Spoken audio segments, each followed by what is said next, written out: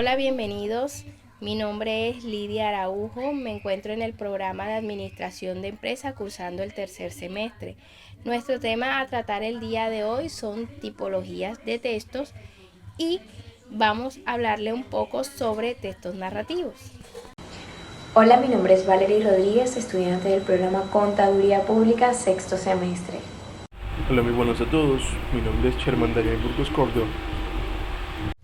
El texto narrativo es un conjunto de hechos hilvanados cronológicamente a la manera de una crónica, un cuento o una historia de cualquier tipo. Ejemplo de estas están las crónicas periodísticas, los relatos literarios y los libros de historia. Un recurso narrativo puede ser el flashback, el suspense, el misterio, los elipsis, los tramas paralelos a cualquier otro elemento que enriquezca el relato de forma coherente y sea de utilidad del trama. Cuando nos referimos a la estructura narrativa, estamos hablando de la introducción, el desarrollo y el final.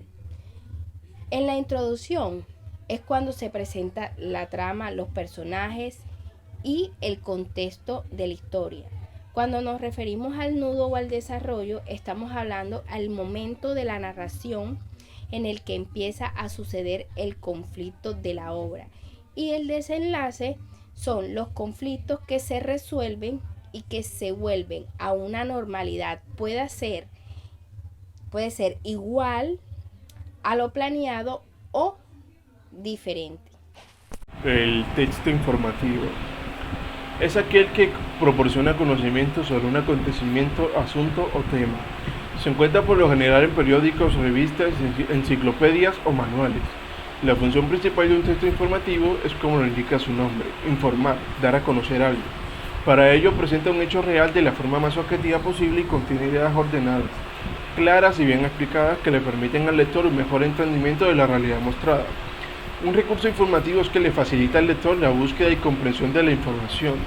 En el texto informativo se pueden incorporar varios recursos. Está el índice, el texto en negrita o resaltado, el glosario con palabras especializadas, los gráficos, leyendas, tablas, además de referencias para poder expandir todavía más el conocimiento.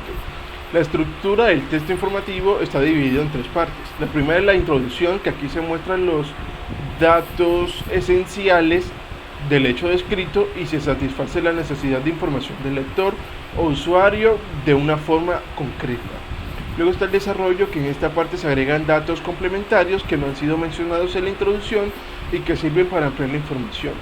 Y por último está el cierre, que aquí se muestra la información menos relevante.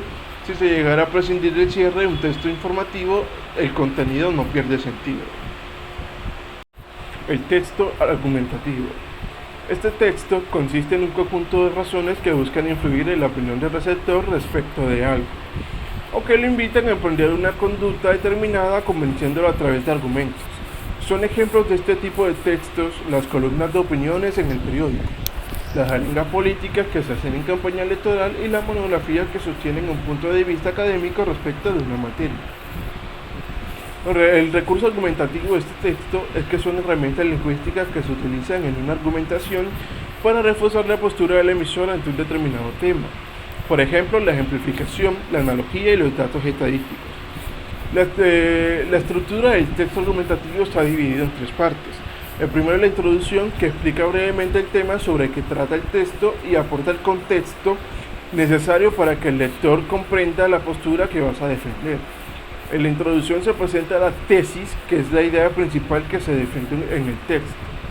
Luego está el cuerpo de la argumentación, que suele constar de 3 o más párrafos en los que se aportan los razonamientos y datos que apoyan el punto de vista en cada párrafo y debe centrarse en una idea diferente y empezar estableciéndolo de forma clara cuál será la idea que quieres desarrollar. Aquí se implican tanto las posturas contrarias que vas a refutar como las propias, aunque el orden dependerá del enfoque que elijas. Y por último está la conclusión, que el párrafo final debe centrarse en la argumentación final que sostiene la tesis, sintetizando los argumentos más importantes que se han desarrollado en los párrafos predecedentes.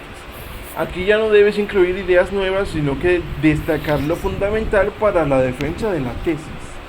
Muchas gracias. Textos expositivos. Un texto expositivo son aquellos que expresan una idea, un concepto o un hecho de manera objetiva con la intención de brindar una información acerca de un tema. Además, emplear diversos recursos lingüísticos como definiciones, ejemplos, reformulación de teorías o las citas de fuentes de información que tienen cierto reconocimiento. Es decir, el autor de este tipo de texto no refleja sus sentimientos ni da su opinión, sino que aporta datos e información que se pueden comprobar. La estructura del texto expositivo está conformado por tres partes. Primero, la introducción, que es concreta y da la presentación al tema. Segundo, desarrollo o también conocido como cuerpo de la exposición, que explica el tema a tratar. Y por último, el cierre, que normalmente es un breve resumen o una recapitulación de lo que anteriormente se estaba diciendo. Texto discontinuo.